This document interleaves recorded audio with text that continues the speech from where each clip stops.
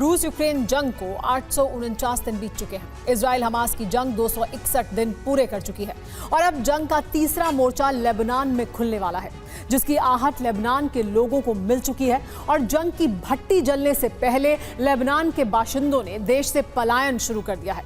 दुनिया का डर है कि जंग का नया मोर्चा एटमी युग का पहला चरण हो सकता है। कैसे बताएंगे आपको, लेकिन उससे पहले इस वक्त की बड़ी खबर पहले जान लीजिए। बड़ी जानकारी है कि इजराइल को दहलाने का विध्वंसक प्लान सामने आ गया है। न्यूक्लियर ठिकानों पर हमले कर सकता है हिजबुल्लाह, ये जानकारी मिल रही है। इजराइल के परमाणु ठिकानों पर हमले का बड़ा प्लान है। टारगेट पर डिमोना न्यूक्लियर पावर प्लांट है।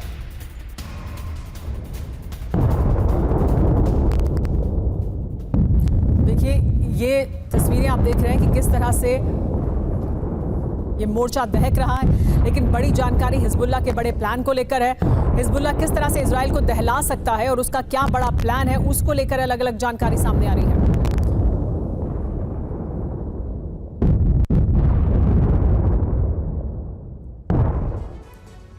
हिजबुल्लाह से जुड़ी एक और बड़ी जानकारी इस वक्त ये कि हिजबुल्लाह ने दी है बहुत बड़ी चेतावनी। हमले से पहले इजराइल को विध्वंसक वार्निंग दी गई है। टारगेट पर पोर्ट, एयरबेस, मिलिट्री साइट्स हैं। युद्ध हुआ तो इजराइल को तबाह कर देंगे। इसके अलावा नसरल्लाह ने यह कहा है कि वीडियो जारी किया है जिसमें उसने धमकी दी है। उन्होंने कहा है कि अगर युद्ध होगा तो हिजबुल्लाह इजराइल को तबाह कर देगा। एक दूसरे को धमकाने का, धमकी भरे वीडियो जारी कर अपनी रणनीति बताने का जो सिलसिला है वो लगातार जारी है। हसन नसरल्लाह ने एक वीडियो जारी कर धमकी दी है कि अगर युद्ध होगा तो हिजबुल्लाह इजराइल को खत्म कर देगा। एक और बड़ी खबर यह कि हिजबुल्लाह से जंग के लिए रेडी मोड में है इजराइल। अगर हसन नसरल्लाह धमकी दे रहे हैं तो इजराइल भी तैयार है। विध्वंसक ग्राउंड ऑपरेशन की तैयारी में है इजराइल। लेबनानी बॉर्डर पर भारी डिप्लॉयमेंट किया जा रहा है। बॉर्डर पर इन्फेंट्री और आर्मर्ड यूनिट की तैनाती कर दी गई है। लेबनान बॉर्डर की ओर टैंक और आर्टिलरी मूवमेंट देखने को मिला है।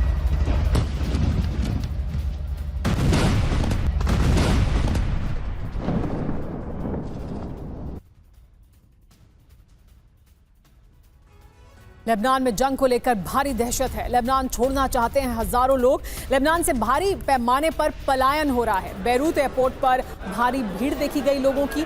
लोगों में पलायन की तस्वीरें सामने आ रही हैं। एयरपोर्ट में एंट्री के लिए लगी है लंबी लंबी लाइनें। दरअसल लेबनान में लोगों को लग रहा है कि किसी भी समय यहां युद्ध भड़क सकता है इजराइल के साथ, और ऐसे में यहां से बाहर निकलने की कोशिश में है बड़ी संख्या में लोग। बैरूत एयरपोर्ट पर लोगों की लंबी कतार देखी गई। एयरपोर्ट में एंट्री के लिए है ये लंबी लाइनें। अगले 24 घंटे में अरब दहल सकता है क्योंकि इजराइल लेबनान पर हमले का फैसला ले सकता है। दूसरी तरफ हिजबुल्लाह कभी भी इजराइल में तबाही मचा सकता है। यानी अगले कुछ घंटों में तय हो जाएगा कि मिडिल ईस्ट में जंग का एक और मोर्चा खुलता है या फिर गाजा विनाश का चैप्टर आगे बढ़ता है। लेकिन जो हालात बन चुके हैं उससे साफ लग रहा है कि कुछ घंटों में युद्ध का अलार्म बज जाएगा, क्योंकि इजराइल में लगातार सायरन बज रहे हैं और लेबनान से विदेशी नागरिक भाग रहे हैं। बट कहीं ऐसा तो नहीं है कि लेबनान तीसरे विश्व युद्ध का एपिसेंटर बनने जा रहा है, क्योंकि इस बार हिजबुल्लाह ने इजराइल के अलावा सुपर पावर अमेरिका और ब्रिटेन को भी ललकारा है।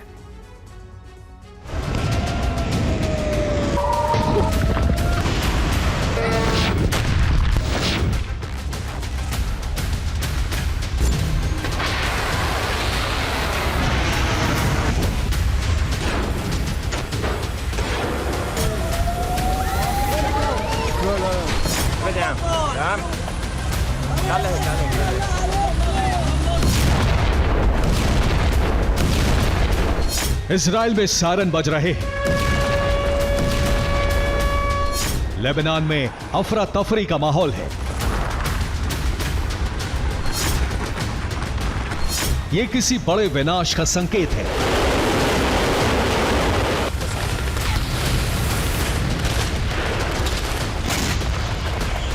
यह किसी युद्ध का इशारा है।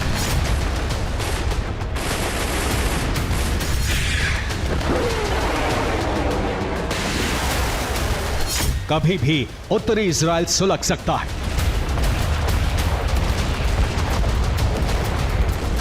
कभी भी दक्षिणी लेबनान में तबाही का ज्वालामुखी फट सकता है।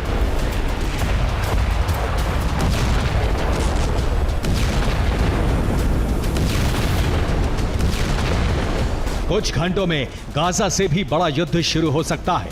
धमकियों का सिलसिला शुरू हुआ है वो साफ बता रहा है कि हालात कितने तनावपूर्ण हो चुके हैं। कभी भी इजराइल दहल सकता है, कभी भी लेबनान में बड़े विस्फोट हो सकते हैं। हिजबुल्लाह ने तो ये तक ऐलान कर दिया है कि वो इजराइल पर 7 अक्टूबर को हुए हमले से भी बड़ा अटैक करने जा रहा है।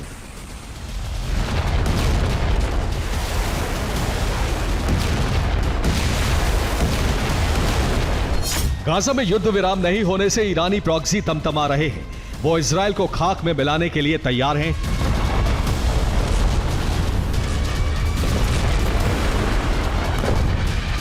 अगले 24 घंटे बहुत दहशत भरे हैं क्योंकि हिजबुल्लाह की पूरी तैयारी है। हिजबुल्लाह के पास हथियारों की बड़ी खेप है और वो कभी भी अपने लड़ाकों को इजराइल की सीमा में घुसा सकता है। मोसाद ने इनपुट दे दिया है। वैसे भी इजराइल 7 अक्टूबर जैसी गलती को दोहराना नहीं चाहता। ऐसे में सवाल ये उठता है कि हिजबुल्लाह का फिर अटैक पैटर्न क्या होगा।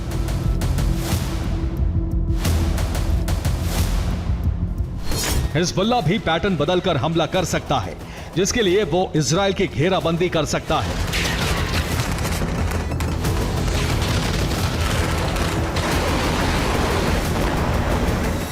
जहां एक तरफ वो उत्तरी इजराइल में लड़ाकों की घुसपैठ कराएगा, लेकिन उससे पहले मिसाइल स्ट्राइक करके इजरायली डिफेंस सिस्टम को चकमा दे सकता है।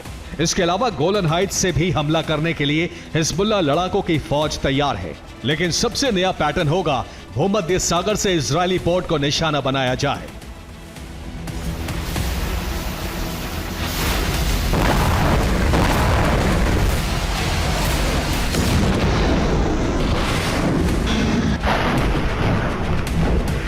हिजबुल्लाह इस बार जल, नभ और थल तीनों से ही हमला करने की प्लानिंग में है और अगर इजराइल ने उसे रोक भी लिया तो फिर हिजबुल्लाह ने इमरजेंसी प्लान भी तैयार किया हुआ है। हिजबुल्लाह अगर कहीं भी युद्ध में इजराइल के खिलाफ कमजोर पड़ा तो वो तुरंत ही फ्रंट फुट पर दूसरे प्रॉक्सीज को उतार देगा। हूती और सीरिया, इराक में मौजूद जो प्रॉक्सी हैं वो इजराइल के खिलाफ युद्ध छेड़ देंगे।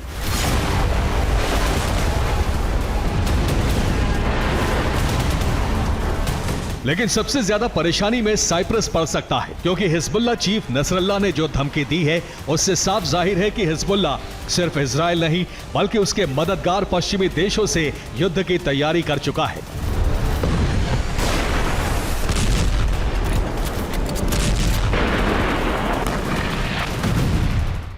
हसन नसरल्लाह ने कहा है, हमें भूमध्य सागर और लाल सागर में दूसरे प्रॉक्सी संगठनों को अमेरिका और उसके सहयोगी देशों के जहाजों से कोई खतरा नहीं है, बल्कि हमने अमेरिकी जहाजों पर हमले की पूरी तैयारी कर ली है।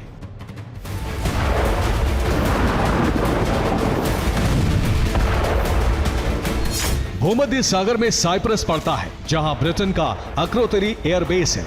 मोसाद का इनपुट है कि हिजबुल्लाह साइप्रस के 4 बड़े एयरबेस पर अटैक की तैयारी में है।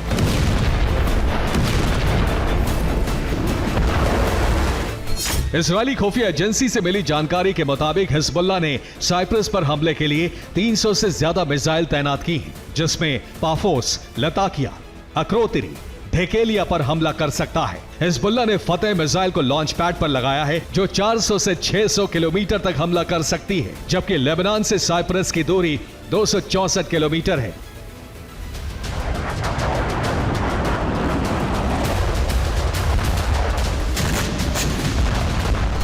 यानी इजराइल के अलावा साइप्रस भी टारगेट पर है, क्योंकि साइप्रस ने इजराइल को हमले के लिए एयरपोर्ट इस्तेमाल करने की मंजूरी दी है। इसीलिए हिजबुल्लाह सबसे पहले साइप्रस को तबाह करके भूमध्य सागर में अपना दबदबा कायम करना चाहता है।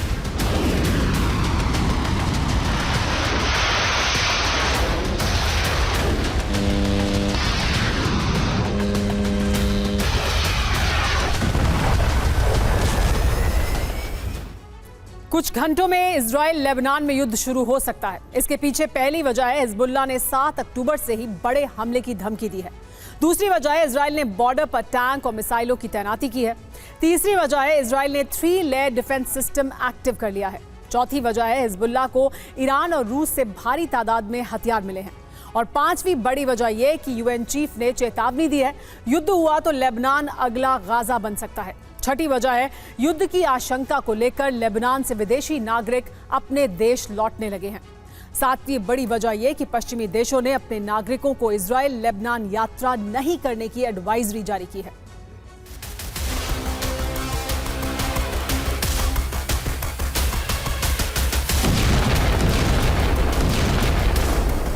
हिजबुल्लाह की धमकी और फिर बड़ी जंग की तैयारी के बाद इजराइल में हाई अलर्ट जारी हो गया है। वॉर कैबिनेट की मीटिंग के बाद वॉर इमरजेंसी का ऐलान हो गया है, जिसमें फैसला लिया गया है कि हमले होने की स्थिति में इजराइल वॉर रेडी मोड में रहेगा, जिससे तुरंत पलटवार किया जा सके।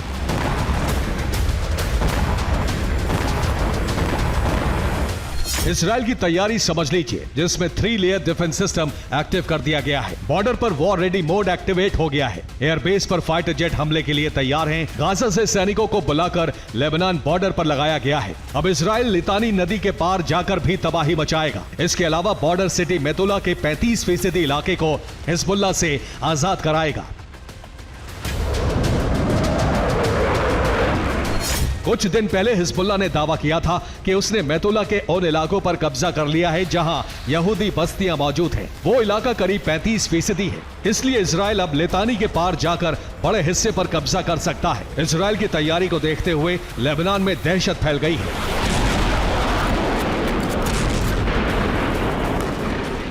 कुवैत ने अपने नागरिकों को लेबनान छोड़ने के लिए कहा है, जबकि कनाडा ने लेबनान से 45,000 नागरिकों को निकालने की तैयारी शुरू कर दी है। अमेरिका ने इजराइल लेबनान यात्रा से बचने की एडवाइजरी जारी की है। फ्रांस ने लेबनान इजराइल जाने से लोगों को रोक दिया है। पोलैंड ने भी लेबनान इजराइल यात्रा से परहेज की अपील की है। इसके अलावा डेनमार्क, स्वीडन और नॉर्वे ने भी अपने डिप्लोमैट्स को वापस बुला लिया है। अगले 24 घंटे बेहद अहम है। इजरायली सरकार हमले का फैसला ले सकती है, जबकि हिजबुल्लाह कभी भी हमला कर सकता है, क्योंकि वो जानता है कि एक बार इजराइल ने बमबारी शुरू की तो उसे काफी नुकसान हो सकता है।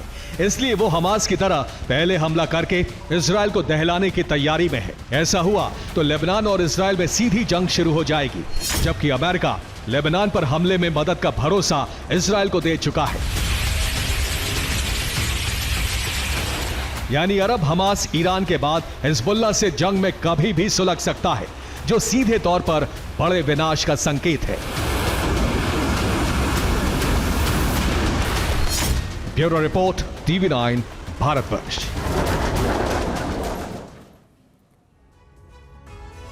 इजराइल पर चौतरफा विध्वंसक हमले का प्लान सामने आया। इस वक्त की बड़ी खबर, इजराइल पर एक साथ 4 देश हमला करेंगे, ये प्लान है।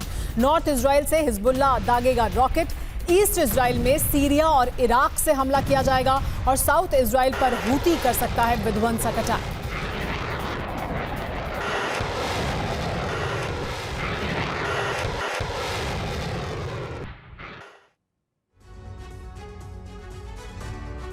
इजराइल पर कुछ देर पहले हिजबुल्लाह का हमला हुआ। गलील में ड्रोन से हिजबुल्लाह ने अटैक किया है। लेबनान बॉर्डर से लॉन्च किए गए ड्रोन्स, जिनके जरिए यह हमला किया गया। इजरायली डिफेंस फोर्स ने मार गिराए हैं ड्रोन। मिसगेव रीजन में एयर रेड अलर्ट जारी है और सुनाई दे रहा है आसमान में किस तरह से एयर रेड अलर्ट बज रहे हैं। ये आवाज मिसगेव रीजन में सुनाई दे रही है, जहां पर ड्रोन से हमला किया गया। हालांकि इजरायली डिफेंस ने इन ड्रोन्स को मार गिराया।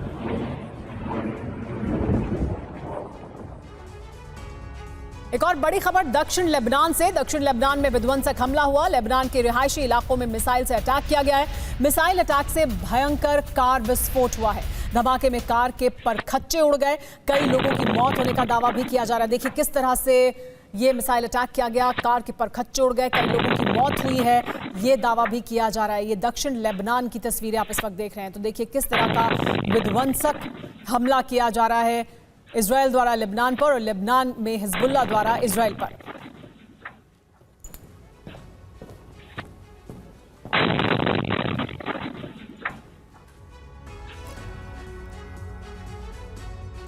हिजबुल्लाह और इजराइल के बीच जंग की वजह है गाजा, जहां अब जो जंग शुरू हुई है वो अब तक की सबसे बड़ी और असली जंग कही जा रही है। इस वक्त इजराइल और हमास के बीच फिलाडेल्फिया कॉरिडोर पर कब्जे को लेकर जंग चल रही है। इजराइल हमास को पूरी तरह से खत्म करना चाहता है। यह तभी संभव है जब 14 किलोमीटर के फिलाडेल्फिया कॉरिडोर पर आईडीएफ का पूरी तरह से कब्जा हो पाए। तो सवाल यही है कि आखिर हमास के अंत के लिए फिलाडेल्फिया पर कब्जा करना क्यों जरूरी है? इस सवाल का जवाब हमारी इस एक्सक्लूसिव रिपोर्ट में आप भी देखिए।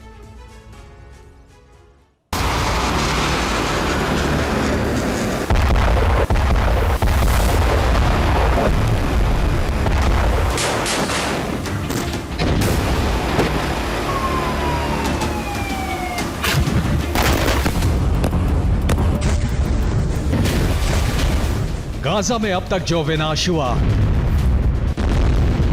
अब तक जो नरसंहार हुआ,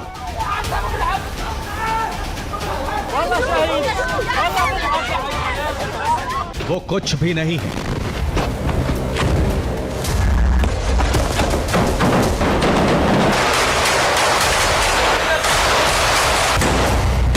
गाजा का असली सर्वनाश तो अब शुरू हुआ है।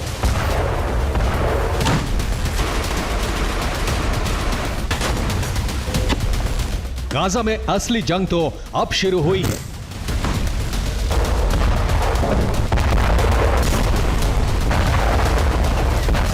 वो जंग जो न सिर्फ हमास का अस्तित्व मिटा देगी बल्कि गाजा को पूरी तरह से शमशान बना देगी।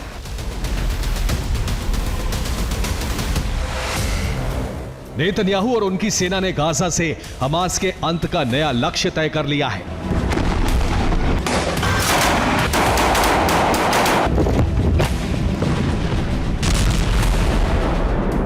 लेकिन हमास का अंत तब तक नहीं हो सकता जब तक कि फिलाडेल्फिया कॉरिडोर पर आईडीएफ का पूरी तरह से कब्जा नहीं हो जाता।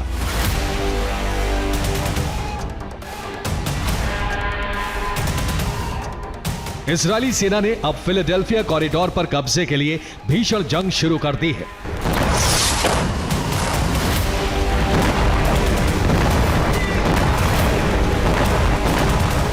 ये वही फिलाडेल्फिया कॉरिडोर है जिसकी वजह से अब तक हमास खत्म नहीं हो पाया है। गाजा जंग शुरू हुए 9 महीने का वक्त हो चुका है, लेकिन अब भी हमास पूरी ताकत के साथ इजराइल के खिलाफ जंग लड़ रहा है।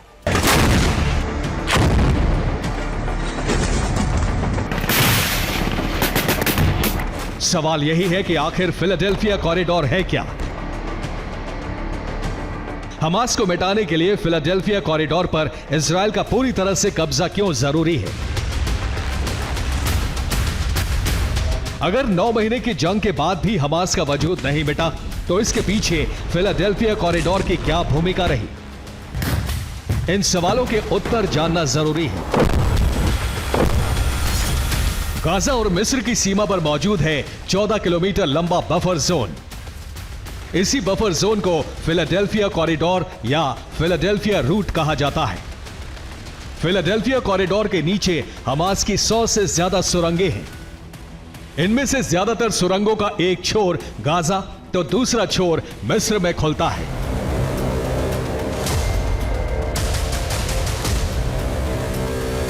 कॉरिडोर के नीचे मौजूद यही सुरंगें हमास के लिए अभेद्य कवच का काम करती आ रही हैं। ऊपर कॉरिडोर, नीचे सुरंग जाल। कॉरिडोर के नीचे हमास की 100 से ज्यादा सुरंगें, 50 से ज्यादा सुरंगें मिस्र और राफा से जुड़ी हुई हैं। सुरंगों को हमास की लाइफलाइन कहा जाता है। यह हमास का सबसे बड़ा हथियार सप्लाई रूट है। दूसरे संगठनों के लड़ाके यहीं से गाजा पहुंचते हैं। हमास लीडर सुरंगों से मिस्र पहुंचकर बचते हैं।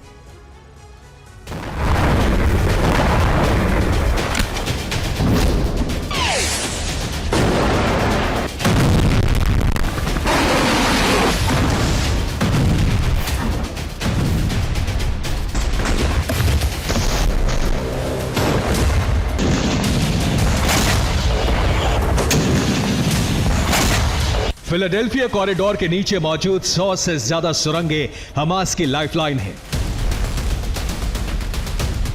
यही वजह है कि अब इजरायली सेना इन सुरंगों को खत्म करने के लिए अभियान चला रही है।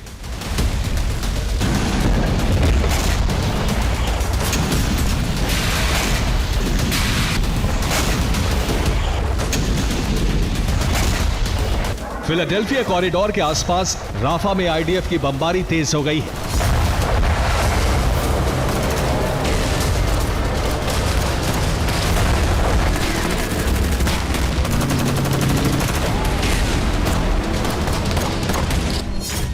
राफा में आईडीएफ की नई बमबारी में कम से कम 25 लोग मारे गए, 50 से ज्यादा लोग घायल हो गए हैं।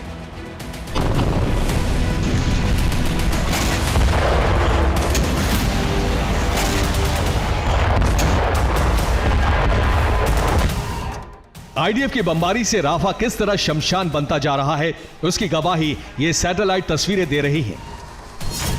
इजरायली सेना के ऑपरेशन से पहले राफा ऐसा दिख रहा था। आसमान से इमारतों का जाल और घनी आबादी नजर आ रही थी। लेकिन अब इजराइल के हमले के बाद राफा खंडहर बनता जा रहा है। ज्यादातर इमारतें तहस नहस हो चुकी हैं।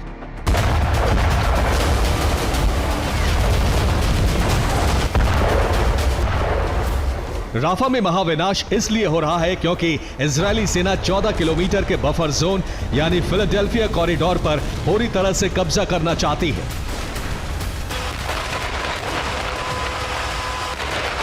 फिलाडेल्फिया कॉरिडोर के नीचे मौजूद हमास की कुछ सुरंगों तक आईडीएफ पहुंच चुकी है। आईडीएफ के प्रवक्ता डैनियल हैगरी ने कहा है कि इजराइल ने फिलाडेल्फिया कॉरिडोर के कुछ हिस्सों पर अपना कंट्रोल कर लिया है। हमास को समाप्त करने के लिए इस कॉरिडोर पर पूरी तरह से कब्जा करना जरूरी है।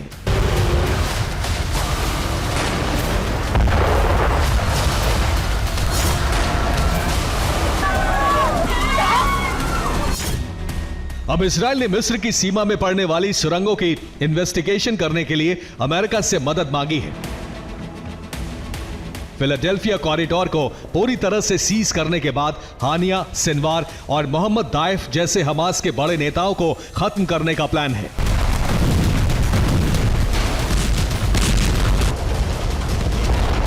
हमास फिलाडेल्फिया कॉरिडोर और उसके नीचे मौजूद सुरंगों को बचाने के लिए पूरी ताकत लगा रहा है।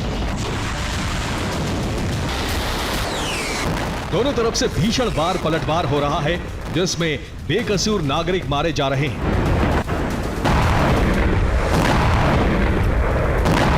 जाहिर है 14 किलोमीटर के बफर जोन पर कब्जा करने के लिए रक्तपात और ज्यादा होने जा रहा है। यही वजह है कि कहा जा रहा है कि गाजा में असली जंग तो अब शुरू हुई है। Bureau report, TV9 Bharatvarsh. और यूक्रेन के युद्ध के मैदान से इस वक्त बड़ी खबर आ रही है। यूक्रेन के सैन्य ठिकाने पर विध्वंसक बमबारी की गई है। रूस का फैब 500 बॉम्ब से बड़ा हमला। एक साथ 4 फैब 500 बॉम्ब से हमला किया गया। रूस का ब्लैक सी फ्लीट एक बार फिर एक्टिव हो गया है। रूसी एडमिरल माकारोव से यूक्रेन पर बड़ा हमला किया गया है। आजोव सागर से दागी गई कैलिबर मिसाइल। ब्लैक सी से आजोव शिफ्ट हुआ एडमिरल माकारोव।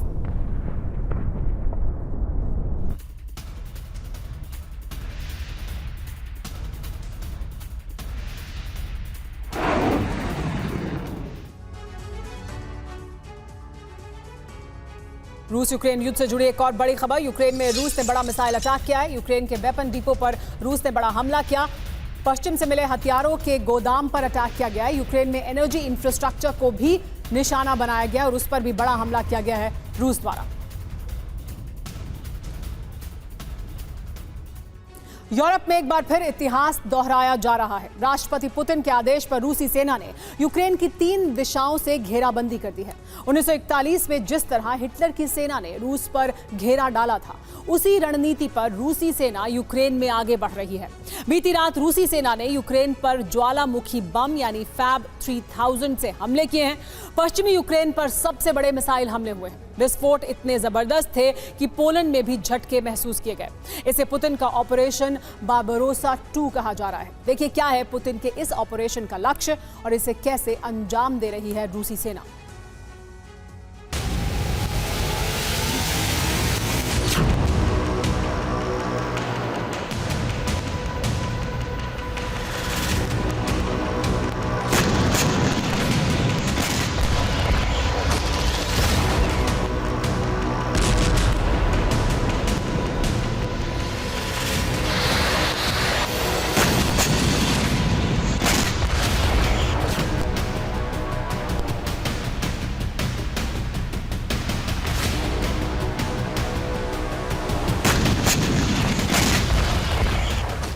यूक्रेन युद्ध अब से करीब 80 साल पुरानी नीति की तरफ लौट चुका है।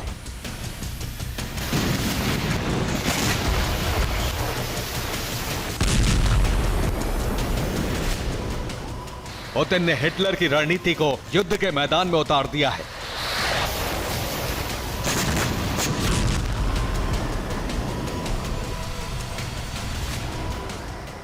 रूसी सेना ने ईस्टर्न फ्रंट लाइन से लेकर पश्चिमी यूक्रेन तक ताबड़तोड़ हमले किए हैं।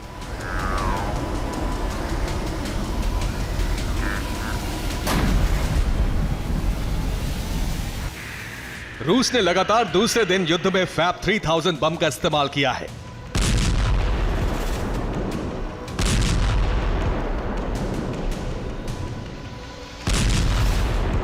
रूस ने दूसरे दिन वोल्चांस्क पर फैब 3000 बम से हमला किया। रूस ने 20 जून को खार्किव के लिपित्स्क क्षेत्र पर फैब 3000 से हमला किया था। इस हमले में यूक्रेन के 1700 सैनिक मारे गए थे।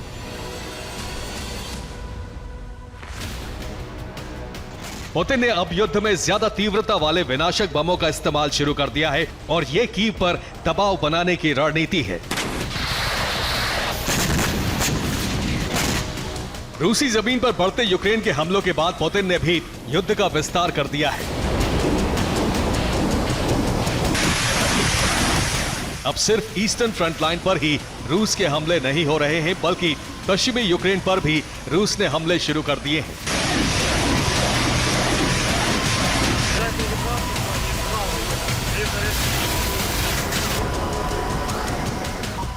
रूसी सेना ने बीती रात पश्चिमी यूक्रेन के लवीव पर मिसाइल हमले किए। इन मिसाइलों का टारगेट लवीव के हथियार गोदाम बने और लवीव के आसमान पर धुएं का ऊंचा गुबार नजर आने लगा। रूसी सेना ने पश्चिमी यूक्रेन के वोलोदिमीर पर भी मिसाइलें बरसाईं। वोलोदिमीर में यूक्रेनी हथियार डिपो को भारी नुकसान की रिपोर्ट है।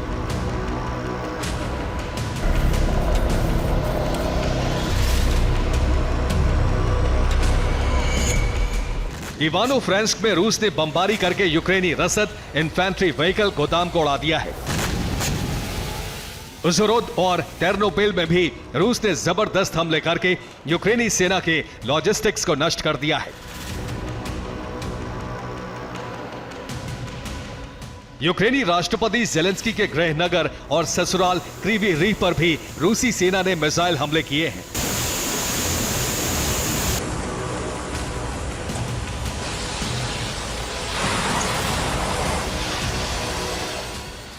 रूस ने चासिव यार में हमला करके यूक्रेन के सैन्य ठिकाने को तबाह कर दिया। इस बेस पर यूक्रेनी सेना के साथ साथ नेटो प्रशिक्षक भी मौजूद थे। हमले में 32 से ज्यादा सैनिक मारे गए हैं।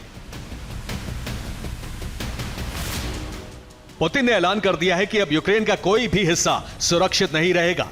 80 साल पुराना ऑपरेशन बारबरोसा शुरू हो चुका है।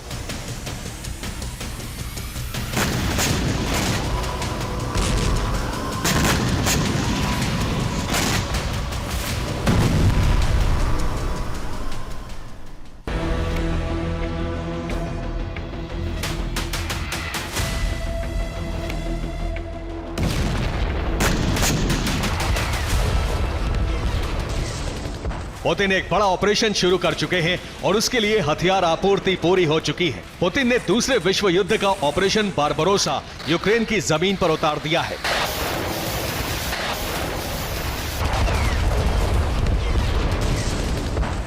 पुतिन की सेना तीनों दिशाओं से यूक्रेन को घेरकर उसका दम घोंट रही है। पूर्वी दिशा से Donetsk, Kharkiv, Chernihiv, Poltava, Sumy और चासिव यार पर हमले हो रहे हैं। दक्षिण में क्रीवी रीह, ज़ेपोरिजिया, माइकोलेव और खेरसोन को तबाह किया जा रहा है। पश्चिम में लवीव, वोलोदिमीर, इवानो-फ्रेंस्क, उज़होरोद और टेर्नोपिल पर मिसाइल हमले किए जा रहे हैं।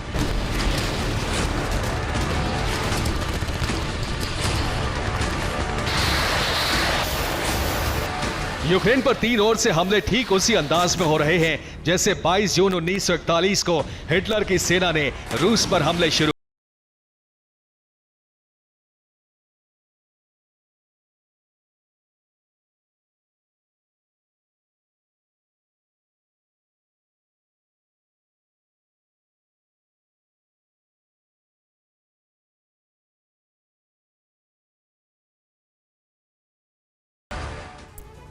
हिटलर की सेना ने 22 जून 1941 को सोवियत रूस पर तीन दिशा से हमला बोला था। यह ऑपरेशन इटली के किंग फ्रेडरिक बारबरोसा के नाम पर रखा गया। जर्मन सेना ने पोलैंड से ऑपरेशन शुरू किया। नाज़ी सेना के नॉर्दर्न आर्मी ग्रुप ने रूस के लेनिनग्राद पर हमला शुरू किया। आर्मी ग्रुप सेंटर ने मॉस्को पर अटैक किया। आर्मी ग्रुप साउथ ने स्टालिनग्राद को घेर लिया। यह रूस पर हिटलर का सबसे बड़ा हमला था। तीन दिशा से हुए हमले के बाद रूस को संभलने का मौका नहीं मिला। रूस के तीन बड़े शहरों को हिटलर की सेना घेर चुकी थी। इस सबसे बड़े मोर्चे पर युद्ध में 1 करोड़ सैनिक उतरे थे। जंग इतनी भयंकर थी कि दोनों ओर से 80 लाख जवान मारे गए थे।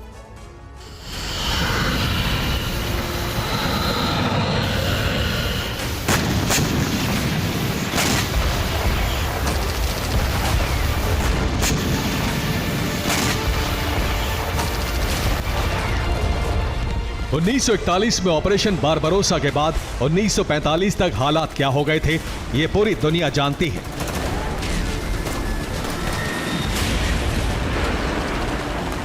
हिटलर को मौत चुननी पड़ी। रूस का इशारा भी इसी अंजाम की तरफ है।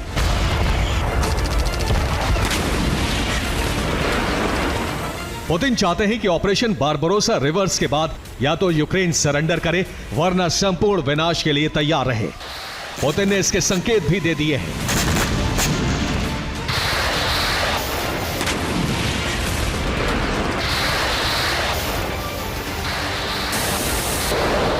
यूक्रेन पर अब तक के सबसे बड़े हमले शुरू हो चुके हैं और कई तरह के हथियार प्रयोग किए गए हैं।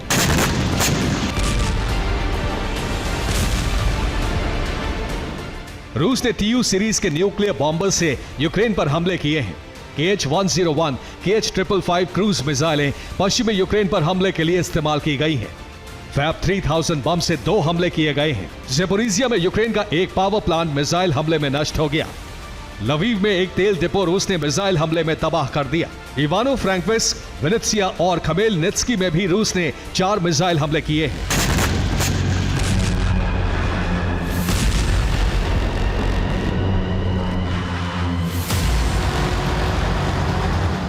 यूक्रेन युद्ध का विस्तार अब पश्चिम की तरफ होता जा रहा है और इसकी वजह है यूक्रेन के रूसी जमीन पर हमलों का प्रतिशोध।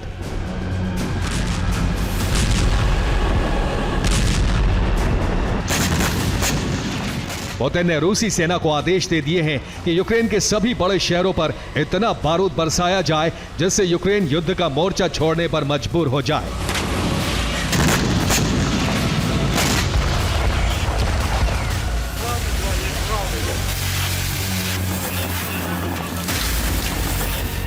पश्चिमी यूक्रेन पर हमले का मतलब है पोलैंड की सीमा के करीब हमले और बीती रात पुतिन के हमलों से पोलैंड में डर फैल गया।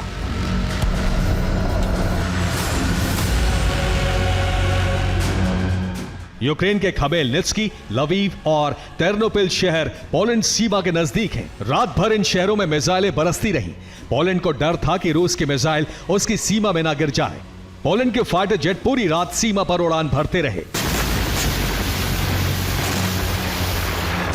पुतिन के ऑपरेशन बारबरोसा से यूरोप में युद्ध विस्तार का डर बढ़ गया है और अब यह तय माना जा रहा है कि यूक्रेन पर बरसने वाला बारूद नेटो पर भी बरस सकता है। Bureau report, TV9 Bharatvarsh.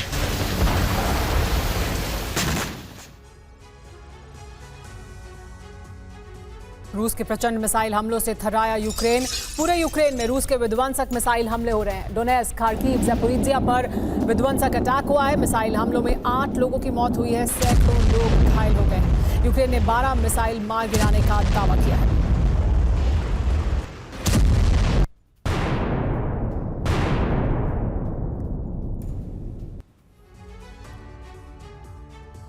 एक और बड़ी खबर यह कि नेटो के खिलाफ नया गठबंधन बनाएंगे पुतिन। यूरेशियन सुरक्षा गठबंधन के प्लान में है रूस। रूस के करीबी देशों का नया ग्रुप बनाने की तैयारी चल रही है। SCO और ब्रिक्स देशों को एकजुट करेगा क्रेमलिन। अमेरिकी थिंक टैंक ISW ने यह बहुत बड़ा दावा किया है।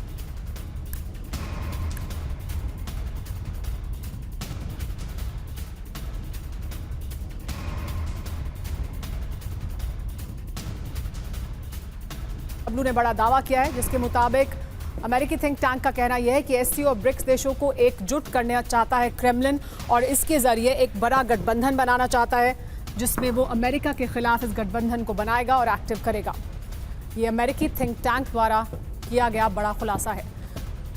अमेरिकी थिंक टैंक ISW की तरफ से ये जानकारी दी गई है। रूस लगातार, खासतौर पर पुतिन, एक अलग मोर्चा दुनिया में बनाने की कोशिश कर रहे हैं जो एंटी अमेरिका लॉबी हो।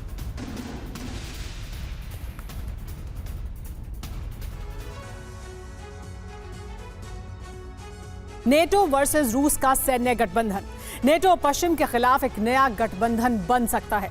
यूरेशियन सुरक्षा गठबंधन के प्लान में है रूस। रूस के करीबी देशों का यह नया ग्रुप बनाने की तैयारी की जा रही है। SCO और ब्रिक्स और आसियान देशों को एकजुट कर रहा है क्रेमलिन। प्लान के मुताबिक पुतिन का बीजिंग प्योंगयांग दौरा भी इसी सिलसिले में था। यूरेशियन इकोनॉमिक यूनियन को मजबूत कर रहा है रूस। ये जानकारी अमेरिकी थिंक टैंक ISW द्वारा दी गई है। पुतिन का नेटो संहार अभियान बहुत तेज हो गया है। पुतिन के नॉर्थ कोरिया और वियतनाम दौरे से ही अमेरिका चिंता में था, लेकिन रूसी राष्ट्रपति तेहरान का दौरा भी करने वाले हैं। इजराइल हमास की जंग से अरब सुलग रहा है और ईरान परमाणु हथियार बनाने के बहुत करीब है। दुनिया के एंटी नेटो ब्लॉक पर सिप्री यानी Stockholm International Peace Research Institute ने दुनिया को डराने वाली रिपोर्ट जारी की है, क्योंकि चीन, नॉर्थ कोरिया और रूस बहुत तेजी से न्यूक्लियर जखीरा बढ़ा रहे हैं और नेटो से सीधे जंग की तैयारी कर रहे हैं।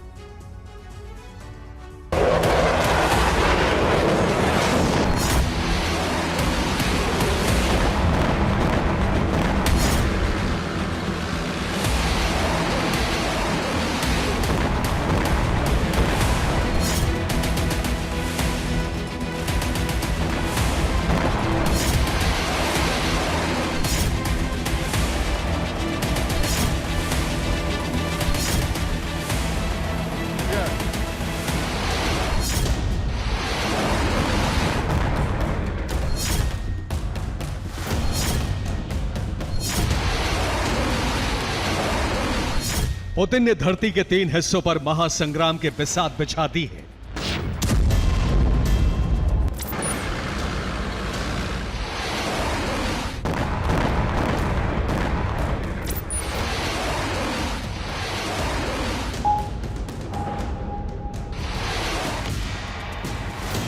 अठारह 19 जून को पुतिन ने नॉर्थ कोरिया का दौरा किया।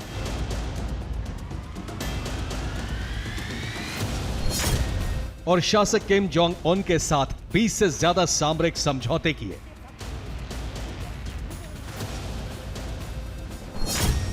इसके बाद एंटी अमेरिकी खेमे के देश वियतनाम के दौरे पर गए और हनोई में कई सामरिक समझौतों पर हस्ताक्षर किए। अब रिपोर्ट यह है कि पुतिन अपने घनिष्ठ सहयोगी देश ईरान के दौरे पर जाने वाले हैं।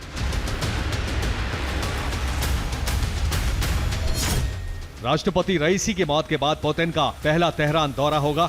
इस दौरे पर पुतिन तकनीक ट्रांसफर से जुड़े कई समझौते कर सकते हैं। ईरान परमाणु बम बनाने के बहुत करीब है। इस दौरे में ईरान को परमाणु तकनीक भी ट्रांसफर हो सकती है।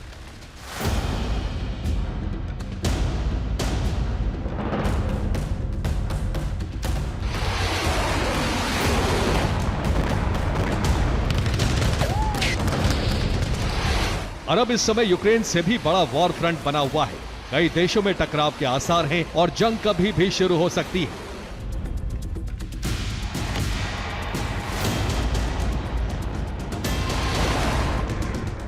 ऐसे में पुतिन का दौरा वर्ल्ड वॉर का एक और एपिसेंटर तैयार करने वाला माना जा रहा है।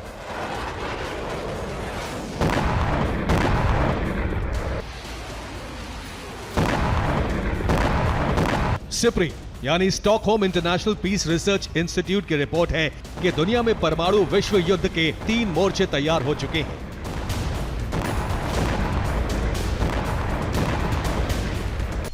रिपोर्ट के मुताबिक पुतिन के दौरे के बाद नॉर्थ कोरिया बड़ी जंग के लिए तैयार है। पुतिन नॉर्थ कोरिया में लॉन्ग रेंज मिसाइलें तैनात कर सकते हैं। इसके साथ ही किम भी अपने परमाणु हथियार अपग्रेड कर रहा है। दूसरा मोर्चा है ईरान। राष्ट्रपति पुतिन ईरान के दौरे पर जाने वाले हैं। गाजा युद्ध से ईरान इजराइल के बीच तनाव बढ़ रहा है और ईरान परमाणु बम बनाने के बहुत करीब है। और राष्ट्रपति पुतिन ने अपने परमाणु हथियार अपग्रेड करने और वॉर ड्यूटी पर तैनात करने का ऐलान कर दिया है।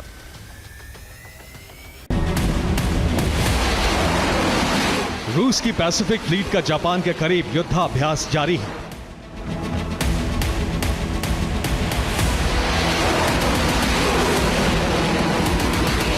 रूस के युद्धपोत कैलिबर मिसाइलों की फायर टेस्टिंग में जुटे हैं।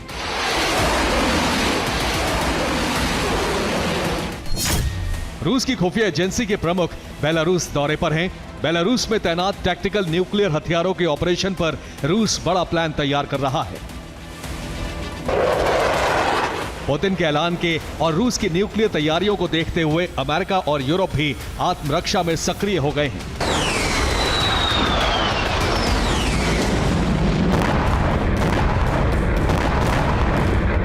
अमेरिका ने B-2 बॉम्बर से GBU-7 बंकर बस्टर बम से युद्धाभ्यास शुरू कर दिया है।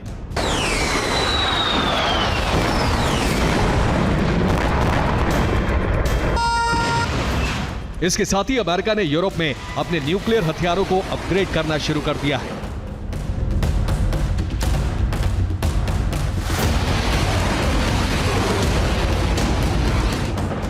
अमेरिका का यूरोप बेस पर रखे गए न्यूक्लियर हथियार अपग्रेड किए जा रहे हैं। यूरोप में अमेरिका के परमाणु हथियार कहां-कहां तैनात हैं, ये देखिए।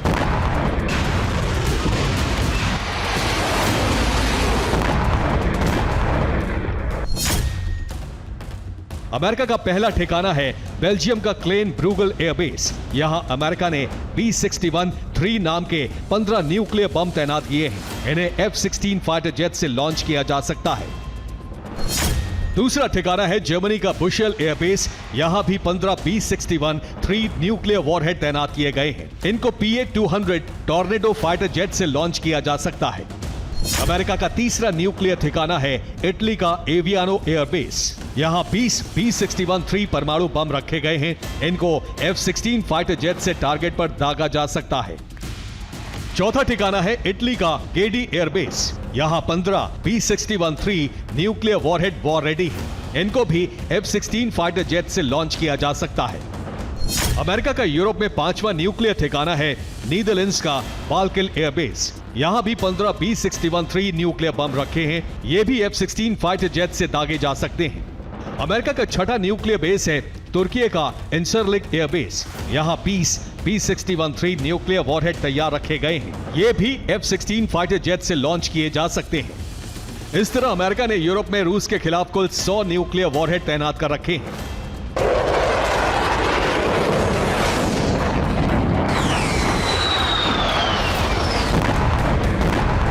यूरोप के साथ साथ अमेरिका ने पुतिन के सहयोगी किम के खिलाफ भी तैयारी शुरू कर दी है।